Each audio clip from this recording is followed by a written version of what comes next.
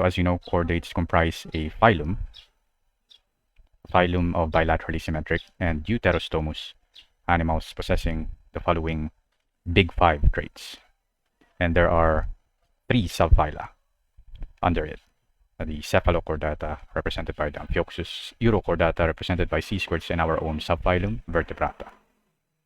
And then in this phylogenetic tree, there are also 2 non-chordate invertebrates, the echinoderms and hemichordates.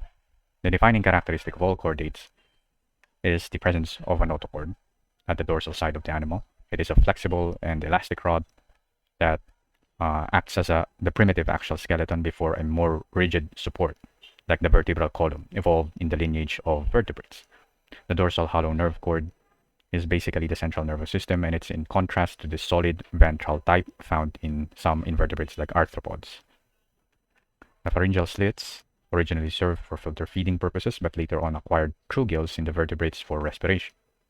Composed anal tail is a locomotor structure, which is just an extension of the myotomes and axial skeleton posterior to the anus, kaya postanal tail. And lastly, chordates possess either an endostyle or a thyroid gland. Endostyle is a mucus-secreting organ derived from the pharyngeal floor, which later on is believed to have given rise to the thyroid gland, the endocrine thyroid of vertebrates. So all these 5 traits manifest in all chordates, if not simultaneously, then at different stages of chordate development. The acornworm, Balanoglossus, is not a chordate.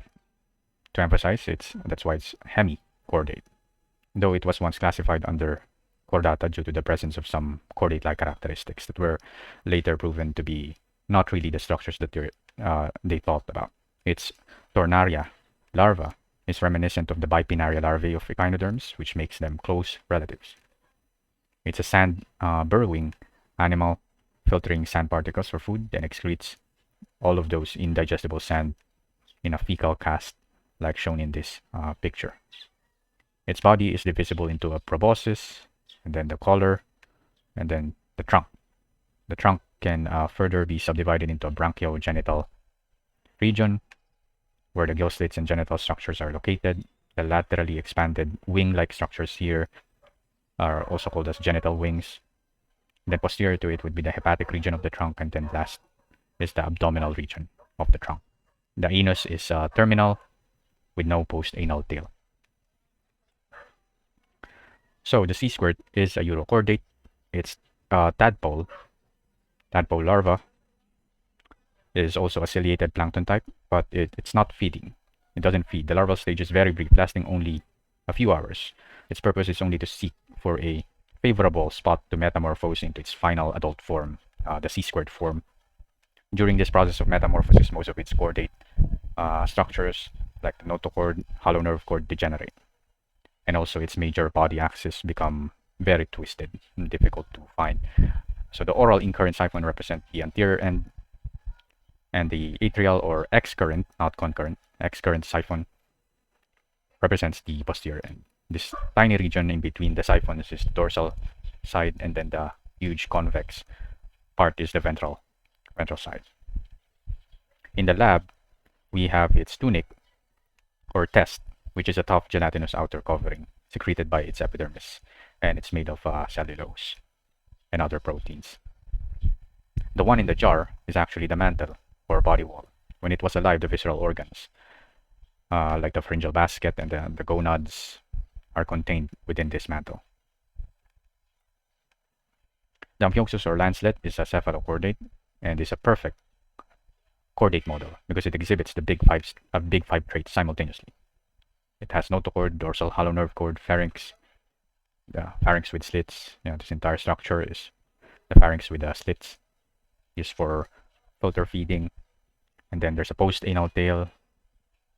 And then, although not shown yet here in this pictures, in the next slide in cross section, you'll see an endostyle that secretes mucus. Let's examine the anterior feeding structures. So these tentacle-looking like structures are the buccal cirri. It filters large particles and also has sensory function. The cavity inside is the vestibule. In cross section, it looks like this. This is the vestibule, and you can see that it's covered by a oral hood. And then back to side view, you'll see that inside the vestibule, the walls are lined by finger-like tracts of ciliated epithelium. This is part of the wheel organ, which secretes mucus, and also the ciliary action of the wheel organ generates water current inwards, so it's used for filter feeding. The dorsal most and longest finger, so to speak, of the wheel organ is called the Hatch's groove, also mucus secreting. Then posterior to this would be the velum and the velar tentacles, which also generates inward water current and also helps filter out large particles out of the oropharyngeal cavity. And then posterior to the velum is the peripharyngeal band, and then posterior to that would be the pharynx na. Okay, and other structures, not necessarily for feeding, is the thick notochord here, running from tip to tip, from rostrum all the way to the tip of the tail. And then dorsal to it would be the dorsal hollow nerve cord, or the neural tube, terminating into a slightly enlarged, not quite the vertebrate brain, but a brain vesicle. And then on top of the brain vesicle is a lone pigment spot there, probably functioning for photoreception. And then along the neural tube itself are numerous black eye spots or ocelli, also for photoreception. This clear structure here is the dorsal fin, supported by fin ray boxes there. And then let's move posteriorly to the pharyngeal region. So as you can see, it's slitted. The white spaces are the actual slits and separated by gill bars. And then you can see the squarish masses here, dark masses. These are the gonads. And then at the level of the atriopore, this is the atriopore. You can see the dorsal fin and then the caudal fin. And then yung V-shaped structures na yan, those are the myotomes, the muscle, separated by myosepta. So like all protochordates, the Amphioxus also passes through a ciliated planktonic larva. Then as adults become this small animal, mostly spending its time buried in the sand, its rostral end peeking out to filter feed. And this is just a zoom in of the notochord. Mas magandang view. So notochord, yun yung black eye spots, and then just beside the black eye spots is the dorsal hollow nerve cord na mas kita dito. And then on top or dorsal to the nerve cord is the myotomes. Here's the pictures of more posterior regions at the level of the atriopore. Ito, nakabaliktad sila. They are upside down. Dorsal ventral. This is the atriopore. And this is at the level of the anus, more posteriorly. So this is the notochord. The notochord of Amphioxus is unique in that it extends from rostrum to the tip of the tail. So from tip to tip. Again, yung V-shaped structures na yun are the myotomes. So this is the atriopore. Dito lumalabas yung mga gametes, for example. And also the filtered water dyan rin nalabas. Sa anus, yung mga digestive excreta lumalabas. And then metapleural folds. After ng metapleural folds, nagiging ventral and caudal fin na siya. Hindi na siya paired. So metapleural folds lang yung paired. And then posterior to the atriopore, they somehow unite into a single unpaired fin. So these are the Amphioxus cross sections at the level of the pharynx. How do we know that it's at the level of the pharynx? Well, you just have to remember that the pharynx contains gill slits, right? Pharyngeal slits. So you have to see some slits. So kung walang slits yan, hindi ka nasa pharynx. So these are the slits, and then they are separated by the gill bars. The floor here, the ventralmost structure in the pharynx is the hypobranchial groove, also known as the endostyle for mucus secretion. The dorsal, or the roof of the pharynx, is the epibranchial groove, also known as the just the epibranchial groove. Wala na siyang alternative name. And then the cavity outside is the atrium. Lumalabas yung filtered water and also mga genital secretions. And then there are paired gonads at the level of the pharynx. The testes are streaky and solid in appearance, maliliit yung sperm cells, whereas the ovaries have large and very visible oocytes inside. And then there's this structure here, which is part of the digestive tract as well. This is the midgut or hepatic ceca. It's an diverticulum. It's a branch of the midgut, as you can see in this illustration. So galing siya sa midgut, tas nag-branch out siya, and then katabi niya si pharynx. Kaya nandito siya. Katabi niya si pharynx sa midgut ceca. So this another cross section is the hindgut. Okay, the hindgut na to, hindgut level. You see the notochord, the neural tube with a neuroseal, and then this is dorsal fin. So how do we know na nasa hindgut level na tayo? Well, the slits are gone. Wala na ring hepatic ceca kasi lagpas ka na nga ng midgut. And then wala na rin yung gonads mo, meaning lumagpas ka na rin ng A3 and then the metapleural folds are also gone. Napalitan na siya ng unpaired ventral fin. Now, we move to the main characters of 102, the vertebrates. They are chordates that possess the following traits. They have bony or cartilaginous skull or vertebral column, the anterior part of the hollow nerve cord also enlarged into a tripartite brain, and then the possession of 3 paired sensory organs in the head region, the eyes, the olfactory sacs, and the internal ears. There are 2 huge superclasses under subphylum Vertebrata, the agnathans, jawless fish, and in the jawed vertebrates, Gnatostomata. Gnatostomes are further divided into cartilaginous fishes, and then the so-called bony fishes, including the tetrapod or terrestrial vertebrate descendants. So, superclass Agnatha, represented by the lamprey. Here, the lamprey is one of the 2 surviving jawless fishes, together with the hagfish, will be shown in the next slide. Many species of lamprey are migratory. That's the meaning of anadromous. Anadromous is a term used to describe a type of migratory fish. And they start out as sessile, filter-feeding amocetes. Upstream, in freshwater for many years, then they start to metamorphose into a marine blood-sucking parasite, like this one. They don't have jaws, they are gnathans. Rather, they have a round-shaped mouth called the buccal funnel, lined with horny keratinous teeth. Even its tongue is lined with horny teeth, if you can see. And then it's used for rasping flesh. The margin of the buccal funnel is also lined with lip tentacles for sensory function. It has unpaired fins. Here, 2 dorsal fins and a caudal fin. There are 7 in total externally visible gill slits used for respiration, not for filter feeding anymore. This is just the sagittal section that shows the structures inside the oropharyngeal cavity. And not all of these structures can be seen in our wet specimen here, non-ideal wet specimen. But there's the buccal funnel. There's the approximate location of the nostril. I think we can zoom in. There is the buccal funnel.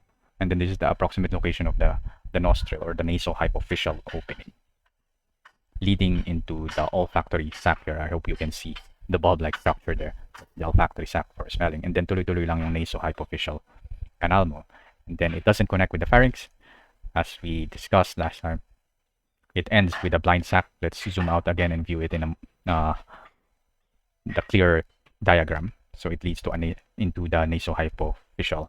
No, this is wrong labeling. Okay, this is the nasopharyngeal sac. It leads to the nasopharyngeal sac. And then the pharynx contains gill pouches containing gill lamellae, which are the actual respiratory structures.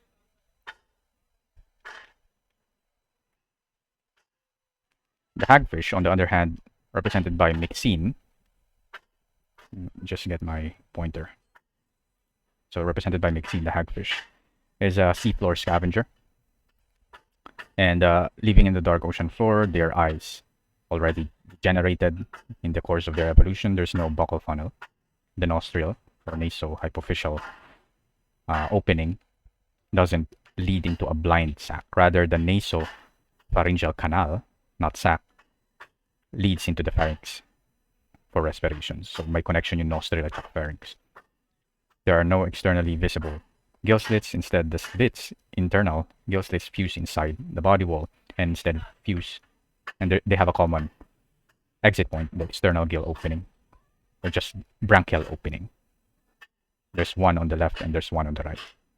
These pores are not the gill slits. These are openings of the slime glands or sacs, which make them extremely slimy. That's just some of the major differences in hagfish and lamprey. And then from here, we run through the gnatostome specimens that we have. So we start with the cartilaginous fishes. There are 2 subclasses, elasmobranch and holocephalians. Holocephalians, isa lang yung specimen natin, the chimera or ratfish.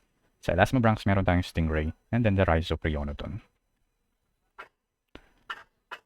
And then the actinopterygians, the ray-fin fishes. 2 subclasses again, chondrostae and Neopterygi. Under chondrostae, you have the bichir, Polypterus. And then order Polypteriformes, and then order Accipinceriformes, sturgeon, Accipenser, and then here's Polyodon, the paddlefish. Subclass Neoterygii, you have order Lepistosteiformes, represented by this one, the garpike specimen. And then also within this subclass is a huge infraclass, the Teleos group, consisting of the typical bony fishes like the snakehead, the boxfish, and the pinecone fish. Nandito rin kabilang yung mga typical na fish na kilala ninyo like tilapia and milkfish, like those. Class Sarcopterygii, wala tayo actually specimen for this, but just so you're informed, the mga representatives nila ay coelacanths and lungfishes, mga lobe-finned fishes, named after the fleshy lobes at the base of their fins.